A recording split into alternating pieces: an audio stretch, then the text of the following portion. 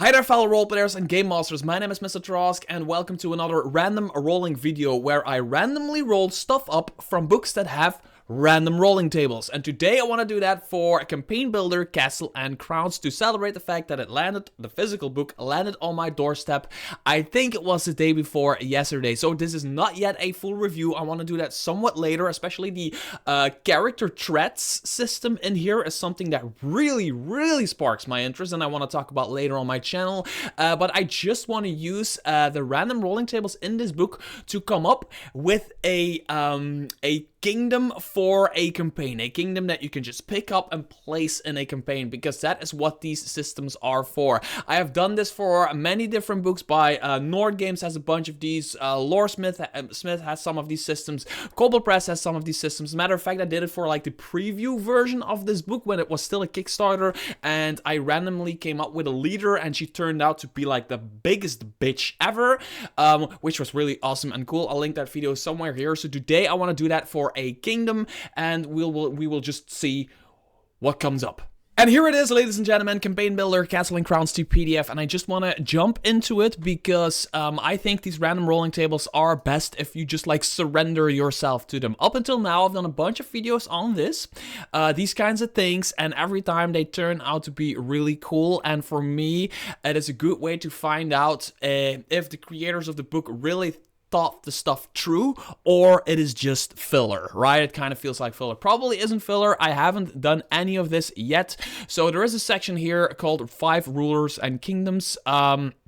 So building a kingdom, and there's a bunch of random rolling tables. I might be skipping some that don't really make sense for whatever we come up with here. We don't know. So let's just like get into this. The first thing we need to come up with, the first thing we kind of like need to roll is a D100 to see what type of kingdom we have. I'm gonna use my dragon dice. By the way, I have like these really cool dragon dice that are like bony. They have dragon bones inside of them. So I'm gonna roll this like just on my table, so you have to like trust me on what I roll. This is random, this is not prepared, there's nothing about this. I rolled a 28, so a 28 is in this case a beastkin. I rolled a beastkin kingdom type. So that is the kingdom type that we're going with, right? Let's see if we can keep on doing this, because beastkin immediately is like, oh shit, it's beastkin.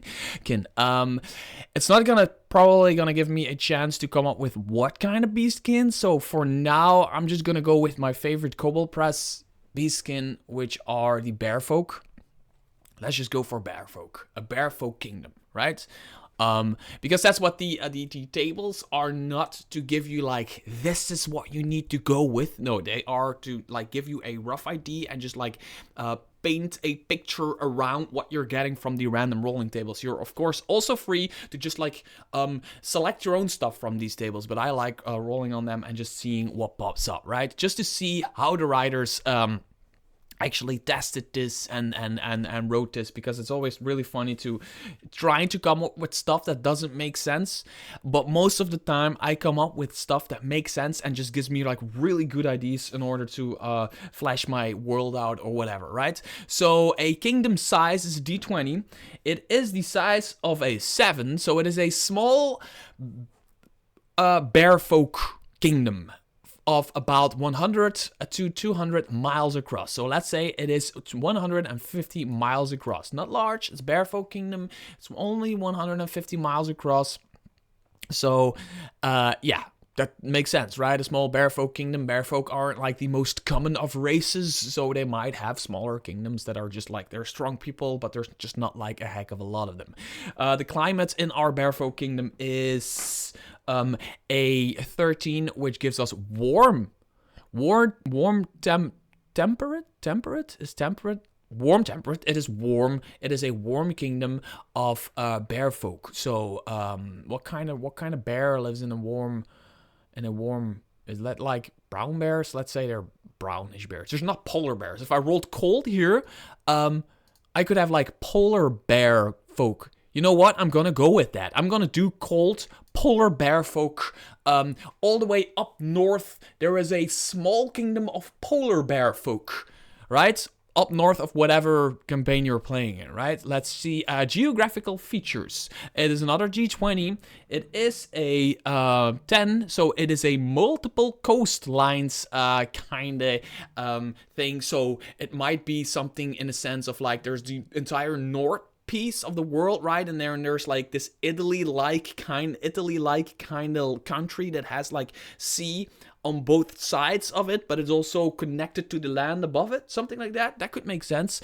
Multiple coastlines. Yeah, let's do it like that. It is a Italy-like. This is just the first thing that comes up. Italy-like world, country kind of thing, kingdom that sits etched towards like the main northlands of the campaign setting we're doing this for, right? Drawing a map. They give us like information about how to draw a map and all that.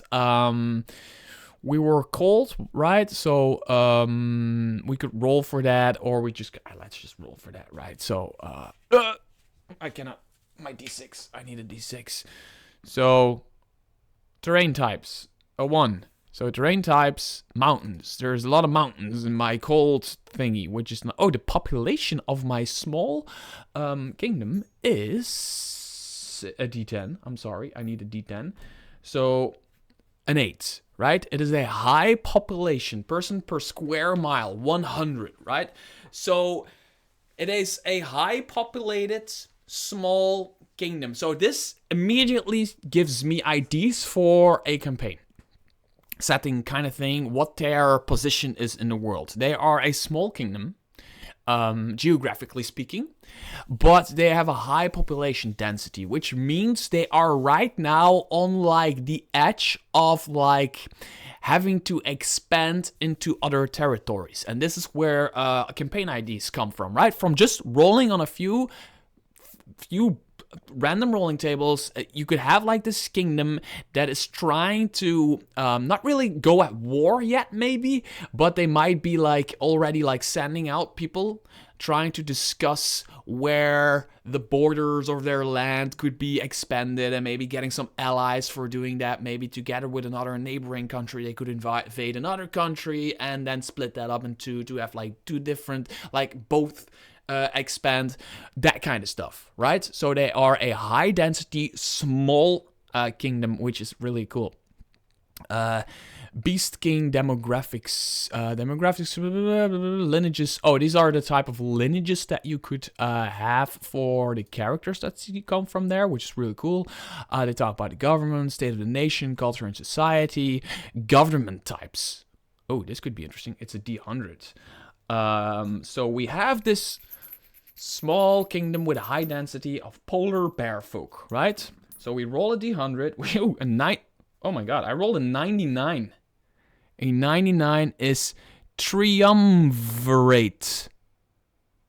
A triumvirate. A triumvirate is ruled by a trio of officials. Okay. Okay, that could be really cool. I imagine myself like this this bear folk kingdom, 80% polar bears, but there might be some others. And just to keep like everything in check, they have a trio of officials. They have a polar, a white bear, a brown bear, and a black bear on a throne around the round table or something like that. And they make up the rules together because, I don't know. Polar bears might be a little bit more like prone to start fights. I don't know. I'm just right. So they might have to have different rules and different kind of things to make the situation livable for everybody.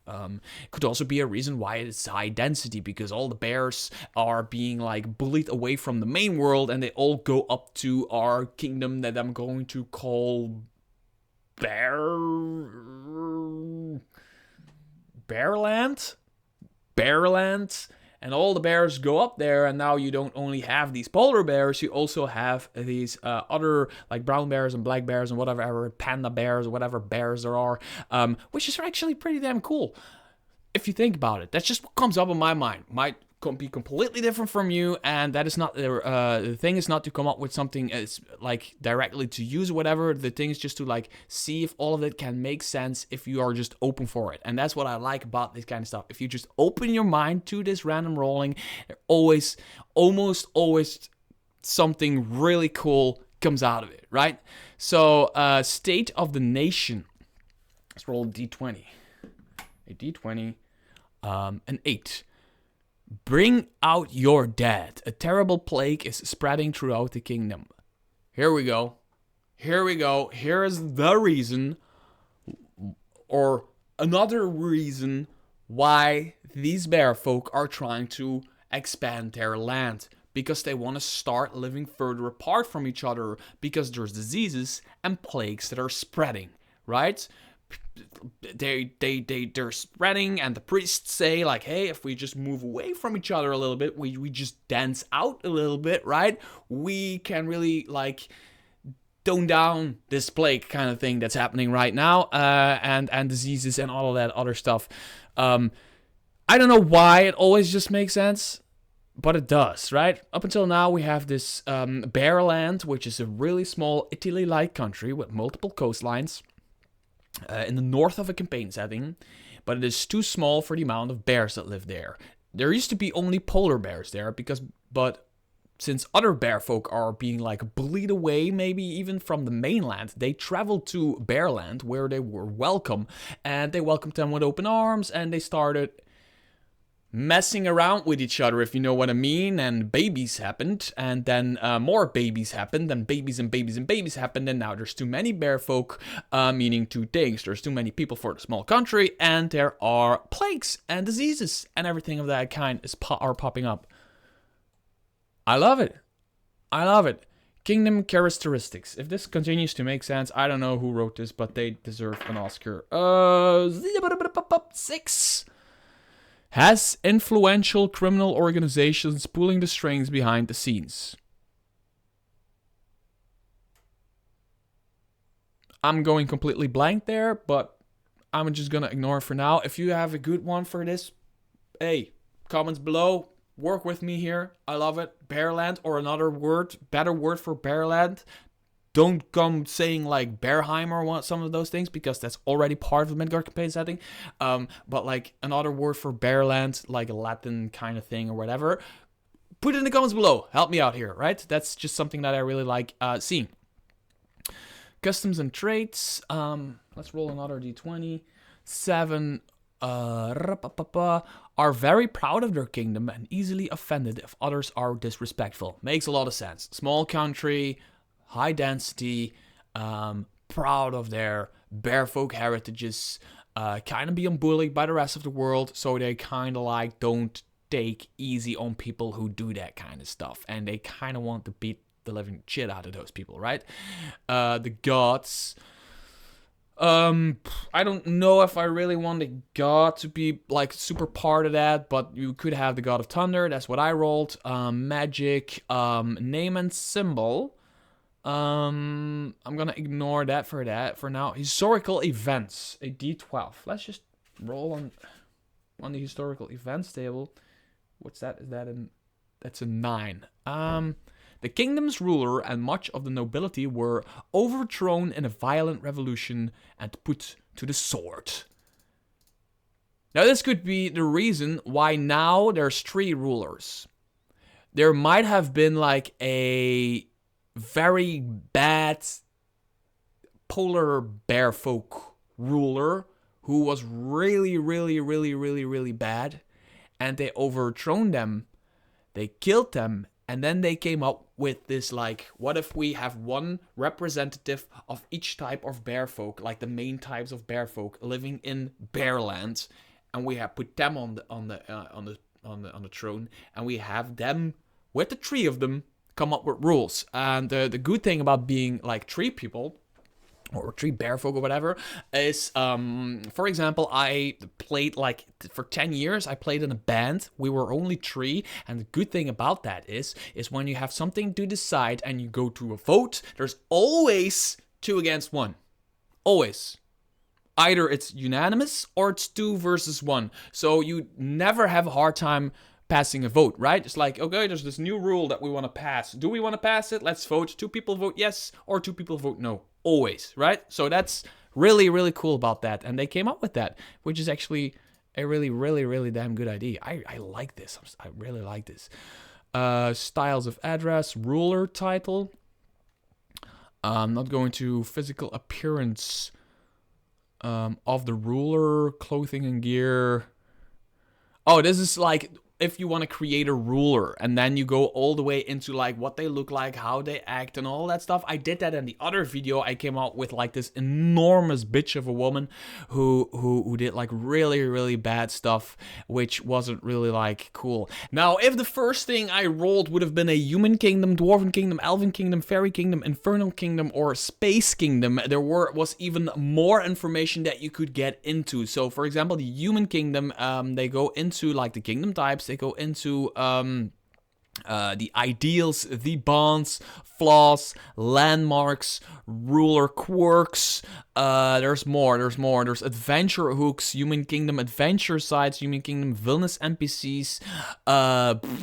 Man, there's settlements. There's information about like, damn, there's like pre-made like rulers that you could use for your kingdom if you want to do that. Gods, all of that kind of stuff.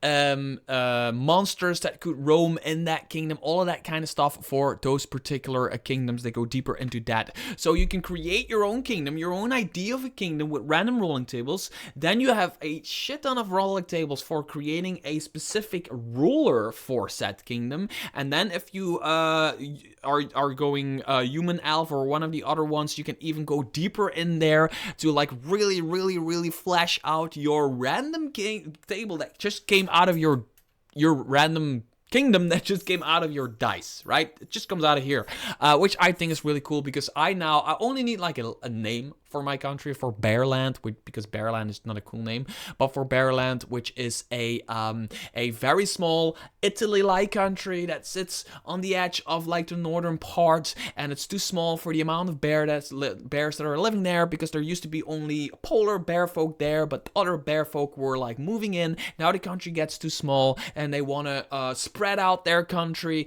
because there's plagues and diseases popping up, because there's just too many bear folk per square mile, right? Which is a good idea for like sending your players there for a diplomacy mission. Maybe you could make them as allies and tell them, you know what, you help us defeat this king or whatever, and we can grant you this kind of land or this kind of space because the king next door told us to come and say that and try to recruit you as allies. It's a perfect campaign hook. It's really cool just to come up with like this random stuff from random rolling tables, and I think Kobold Press has done another like amazing job with Campaign Builder, Castles and Crowns, and I want to do a full review of this book later, and until next video, bye bye.